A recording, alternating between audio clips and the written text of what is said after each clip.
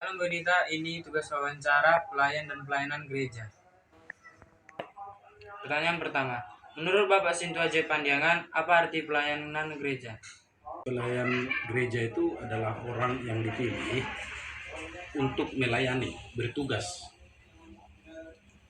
melayani di gereja, baik secara langsung ataupun secara tidak langsung. Artinya kalau secara langsung adalah orang-orang yang sudah dipilih, artinya semacam pendeta, sintua yang sudah punya nama jabatan dalam satu organisasi gereja. Tetapi kalau secara tidak langsung, sebetulnya semua jemaat itu pelayan. Semua orang yang ada dalam ruang lingkup gereja itu adalah pelayan.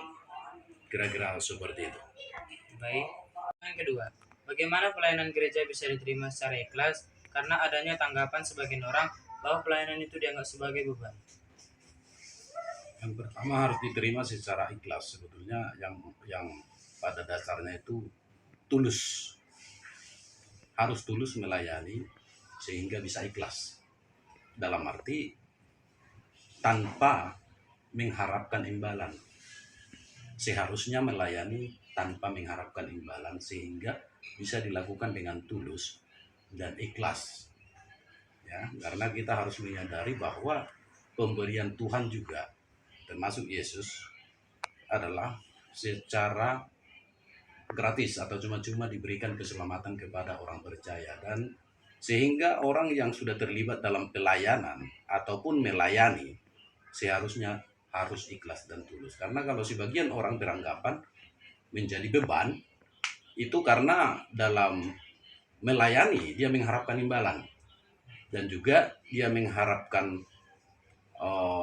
pujian dari orang lain ataupun dari jemaat ataupun dari gerejanya itu sendiri. Seperti itu secara singkat.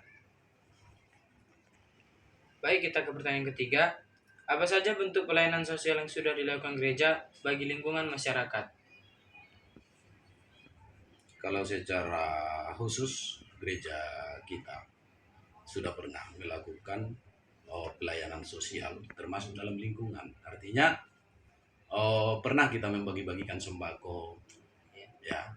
Terus juga ada rencana sekarang ini untuk memberikan bantuan sosial yang di luar gereja kita juga, termasuk nanti kemungkinan memberikan sembako juga kepada orang-orang yang kategori tidak mampu. Dan yang kedua juga pernah kita memberikan bantuan kepada anak-anak sekolah yang tidak mampu berupa uang sekolah. Itu pernah dilakukan dalam gereja kita. Tetapi banyak hal yang seharusnya bisa dilakukan gereja, termasuk bantuan-bantuan korban bencana, bantuan-bantuan makanan, perlindungan. Harusnya gereja harus ikut ambil bagian ataupun berpartisipasi. Tetapi dalam hal ini tergantung kemampuan finansial dari gereja itu sendiri. Ya, jadi yang bisa kita lakukan hanya beberapa contoh yang saya berikan. Kemarin juga pernah kita memberikan semacam sembako, bantuan uang sekolah kepada orang-orang yang kurang mampu. Itu pernah kita lakukan sebagai bentuk dari pelayanan sosial dari gereja kita. Baik. Pertanyaan keempat, apa dasar pelayanan gereja bagi sesama dan masyarakat? Pelayanan gereja Bagi sesama dan masyarakat. Dasar pelayanan gereja adalah iman Kristen. Yang kedua itu merupakan ajaran, ya, dari Yesus Kristus untuk melakukan visi misi dalam gereja, ya, dan juga itu didasarkan pada perintah Tuhan sebetulnya, ya. Itu dasar dari pelayanan gereja sebetulnya, dari Alkitab, dari perintah Tuhan, dan itu didasarkan pada iman kekristenan, ya. Kira-kira seperti itu. Pertanyaan kelima, apa yang harus dipelajari gereja atau orang Kristen untuk melayani sesama? Dalam ajaran kekristenan, hal yang paling mendasar untuk melayani sesama itu tetap berdasarkan Alkitab dan berdasarkan ajaran Yesus Kristus, yaitu yang pertama berupa kasih, tanggung jawab, dan pengorbanan. Kasih mengasihi sesama bahkan juga mengasihi seluruh umat manusia.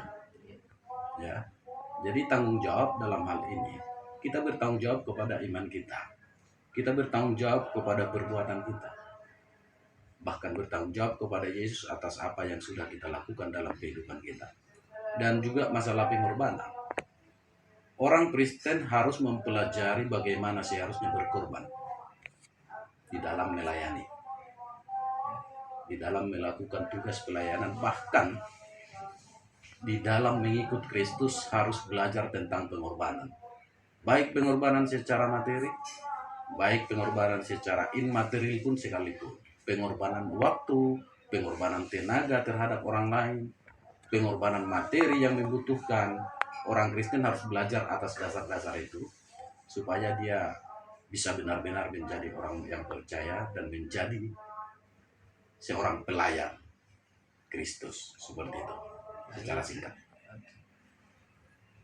Saya wawancara singkat tentang pelayanan dan pelayanan gereja.